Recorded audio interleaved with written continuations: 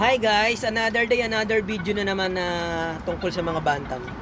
Itong pinanilimliman pala nating inahin, itlog sa inahin, ay namisana, ayun yung sumisilip na yung sisiw.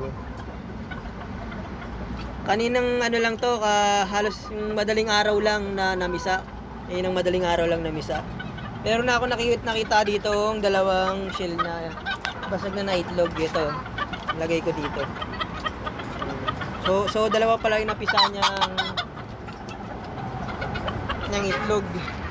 Tingnan natin kung anong kulay. Manunuka pa to Ay, isang brown. Isang brown na may halong, ano ba to?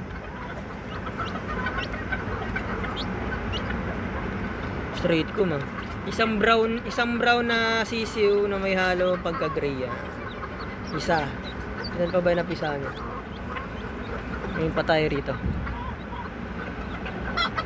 Ay, may gray. Ito, gray. Isang gray blues. Yan. Isang gray na may itim ng balaybo sa kanyang ulo. Blue leg. Parang black legs yata to, blue legs. Dalawa na po napisa niya. Magaan mo lang muna yung anak. Tips ko lang sa inyo, pag ang days kasi na itong mga lilimlim na bantam, kahit sa manok na panabong, 19 days to 21 days. Pag lumagpas po sa 21 days, bugok na po yun, mga sira na po yun.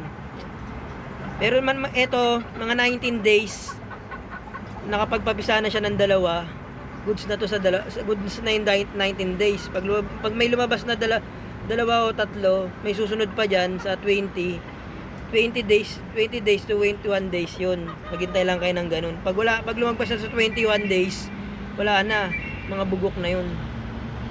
Mga wala nang laman yun, wala nang similyang loob yun. Iwalay nyo na. Yan lang po mga kabantam. Maraming salamat po sa panonood. Interesado po kayo sa mga ganitong video, mag-subscribe lang po kayo, like and share, para marami pa po tayong mapag-usapan tungkol sa mga bantam. Yan lang po. Maraming salamat po sa panonood. Bye po muna. Ikot ng sisiw.